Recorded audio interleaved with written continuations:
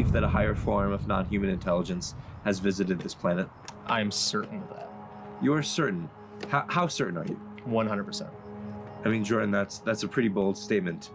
Where does that certainty come from? That certainty comes from my firsthand experience in what I term a psionic exploitation program between the years of 2005 and 2010, where I interfaced and worked with non-human intelligence and things like UAP directly. And quite frankly, I didn't ask for any of this. I was scouted within the school system through the Gifted and Talented Education Network. In 2005, I began a relationship with a psychologist who would come into my school district, and I would begin to become separated from the rest of my classmates. We got some really important news coming out of Team Skywatcher. This is the UAP research team that has psionic assets that use telepathy to summon UFOs and UAP. We have a new whistleblower that just came forward, and it's connected to the GATE program, the Gifted and Talented program that has been screening little children in the public school system to test them for telepathy by putting headphones on, having you match colors and do all kinds of stuff. So a little while ago, do you remember, I posted a video on TikTok that blew up and went viral all about trying to see if you remember if you were tested as part of the GATE program. So let's start with that. We're going to review that video, watch it again, and then stay tuned and watch this testimony from a new whistleblower coming forward from Team Skywatcher. Were you pulled out of class and tested as part of the Gifted and Talented GATE program? Here's some deja vu. Listen to this. This is the first step along your path to a gateway. Does that sound A familiar? gateway beyond which is discovery. Your own discovery of reality, of truth, of who and what you are. Do you remember doing the tests with the colored yarn on the pegboards or the little wooden boards with the nails? When you were doing the audio test? Or did they have you do the flashcards where you're supposed to try and guess the colors and the shapes? Were you actually tested as part of a Gifted and Talented program, or were they actually testing to see, as part of a government program, if you had telepathy? Move your body into a more relaxed position. If this is familiar to you, let me know. So maybe let's start by sharing a little bit about your background. Yeah. So most recently, I worked in the space technology space, a little bit of data science, ultimately taking different imagery types and trying to solve solutions for the utility industry. I'm curious, by chance, do you believe that a higher form of non-human intelligence has visited this planet? I'm certain of that. You're certain? How certain are you? 100%.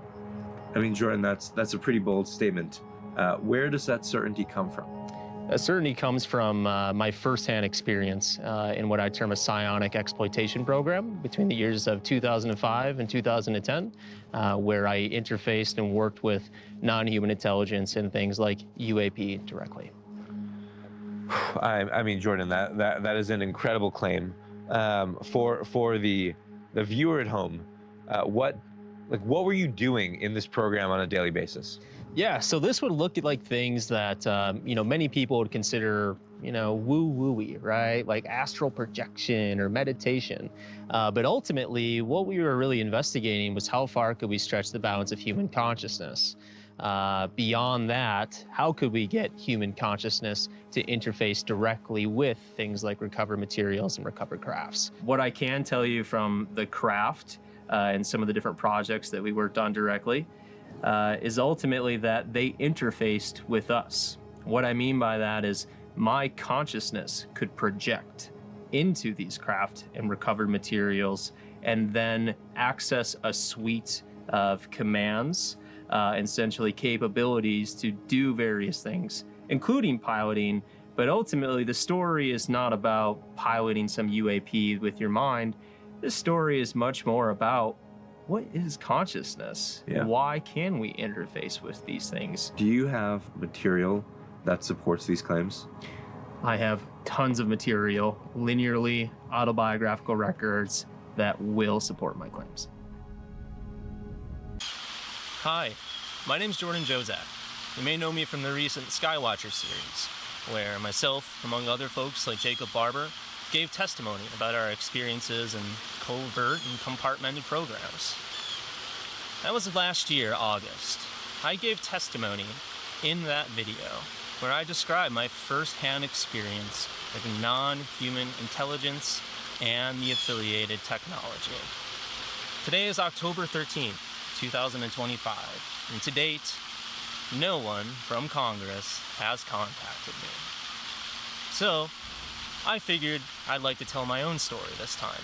Instead of going on big shows where everyone's trying to control a narrative and present their own flavor of the same pie, I think it's time we have an honest conversation about what's actually going on. And the truth is, it's not easy to explain. In fact, I'm not even sure if I know how to exactly explain it, but here's the basics. If you watch the Skywatcher series, you saw me claim that I was in a psionic exploitation program between the years of 2005 and 2010. And if you're looking at me and trying to do the age comparison, you're right. I'm age 30. In 2005 and 2010, I was ages 9 and 14. This is one of the difficult things that we're going to have to navigate if we desire disclosure as a nation. There are very uncomfortable truths regarding the past programmatic nature of the program itself. And quite frankly, I didn't ask for any of this. I was scouted within the school system through the Gifted and Talented Education Network. In 2005, I began a relationship with a psychologist who would come into my school district, and I would begin to become separated from the rest of my classmates. This continued on, a relationship where my parents were not fully given the truth of why I was seeing a psychologist or why the school district was recommending that I would see them after hours. But this relationship progressed for a few years. What was happening during that time was I was progressing through the outer areas of a psionic recruitment program that, to my knowledge, has been running throughout the United States for some time. You don't have to look too far to look back at Gifted and Talented Education Initiatives, as well as TAG, Talented and Gifted Initiatives as well. The problem being is not all of that is bad.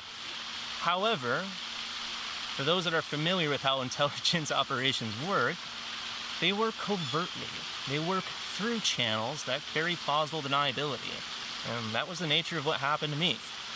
In 2008, I was progressing and excelling within the program to the point that they removed me from the public school district. And for 2 years, I attended school at what seemed like a very normal, lockdown, scan in, scan out, off-site facility. My parents were just told that I was going there to get better. I just needed mental health treatment. But what they didn't know is that facility was a cover for a much larger program where I interacted with non-human intelligence and its associated technology. I interacted with a piece of technology known as 𝗖𝗆𝗆𝗃 within the program. And that's where things get very difficult. Up to this point, the conversation within the Disclosure Network has been solely focused on the nuts and bolts characteristics, the UAP, the tech, the flying saucers, and everything else imaginable in the materialistic sense. But there's a big missing link in how we navigate this, and that missing link is consciousness. We need to have an honest conversation about ourselves. Psi has been a missing link not only within science, physics, but just our overall advancement and evolution as a human species. Components of the program are well familiar that consciousness is non-local. And what does that mean? Well, it means that our essence is more than our body. We can have out-of-body experiences, and we can perhaps imprint or even affect the reality around us. So what does that mean? Well, that means that you are very much in control of your own reality. Your thoughts do become things, and the whole age-old addict of The Secret or manifestation is, in my mind, things that are very true, and things that I was trained on to exploit within the program.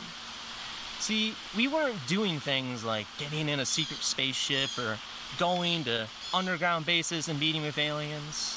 We were using consciousness technology that engaged with us, and they needed very special kids to do that.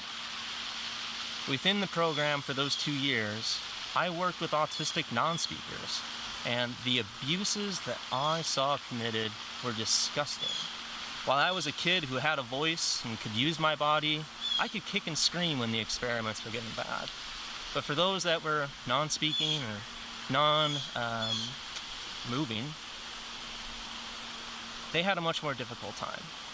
And there needs to be a serious investigation into this programmatic nature. Now, what is the program? Well, that's a whole other problem. Most people understand this component of a legacy program, which in my mind is exactly how the beginning started.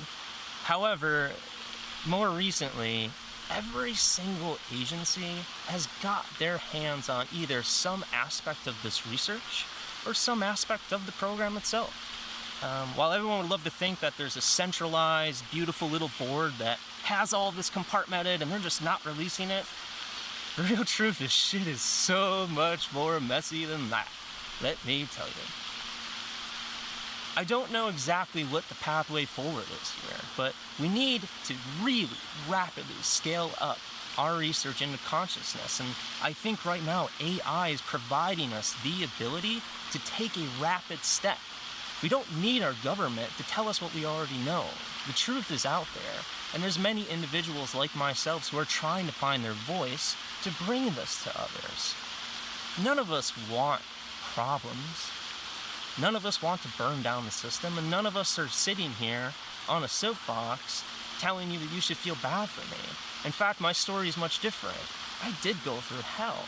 Many other kids went through hell, and we worked firsthand in these programs at a young age. From that point forward, you either went further into the DoD establishment or you stayed on the outside, which I did for many years. I stand here today to take a stand, to challenge all of us to think differently,